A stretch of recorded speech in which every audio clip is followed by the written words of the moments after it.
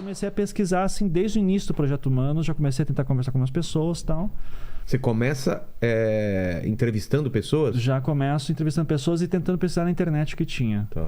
Sei que daí no final de 2016, assim, né? Porque, assim, eu tava no primeiro temporada do Projeto Humanos lá sobre a Lili Jaffe, a sobrevivente do Holocausto, mas eu já tava pensando em caso criminal. Tipo, quero que a próxima temporada seja. Demorou muito mais tempo do que isso. Mas eu tava já querendo fazer sobre algum caso criminal, já tava com caso de bruxa de Guaratuba na cabeça, tava pesquisando no Google que tinha.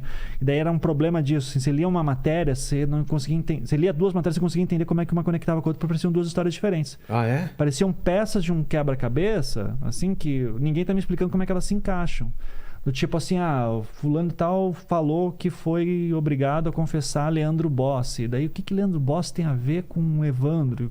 Não tinha explicação de quem eram os personagens direito? Era muito... Até teve uma jornalista chamada Mara Cornelsen, que eu sou muito grato a ela, porque ela me ajudou muito assim, conversando por telefone, verificando informação na época, que ela fez uma série de matérias em 2011, que era a época do segundo júri da Beatriz Abage. E ela, nessa série de matérias, ela tentou dar uma organizada, mas, mesmo assim era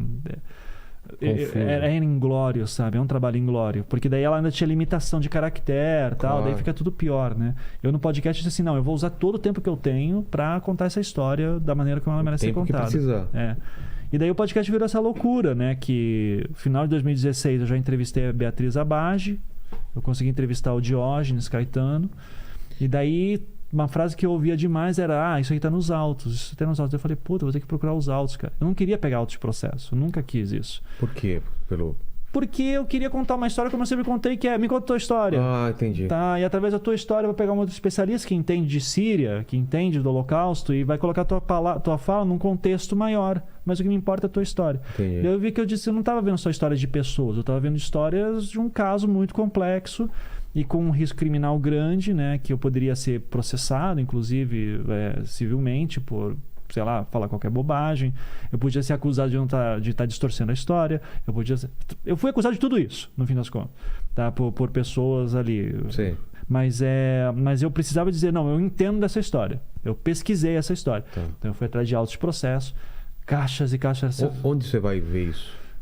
Nesse caso em específico, eu consegui ligando para as pessoas, ligando assim, eu soube que aí teve um júri em 2011, eu queria saber onde é que está o processo. Tá aqui.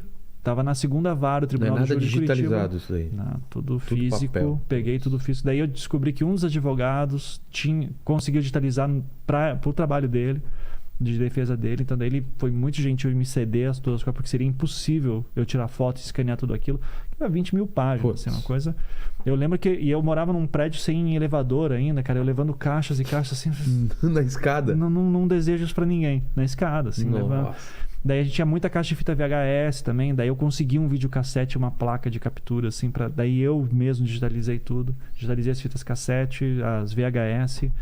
Enquanto digitalizava, eu ficava assistindo e já tentando entender o que estava. E vendo os autos processos, não entendendo. Porque linguagem processual não é uma linguagem para qualquer um pegar. É uma linguagem, você tem que entender como é que ela funciona, o que ela diz, como é que funciona, como é que são os ritos. Então, tudo isso foi um trampo, assim, de eu... Tive advogados muito amigos meus, assim, meus advogados, inclusive, hoje em dia, que eu sentei e cara, me explica como é que funciona um processo. O que está acontecendo aqui? O que é um depoimento? O que é um termo de informação? O que é uma fase de juízo? O que é uma fase de inquérito? O que é um recurso? O que é, sabe? O que é uma acareação? Termos assim que não são usuais. E é feito para não ser usual. É feito para ser meio tipo uma elite que entende e tal. Daí eu tive que entender essa linguagem. Até hoje tem muita coisa que eu não entendo, tantos anos depois.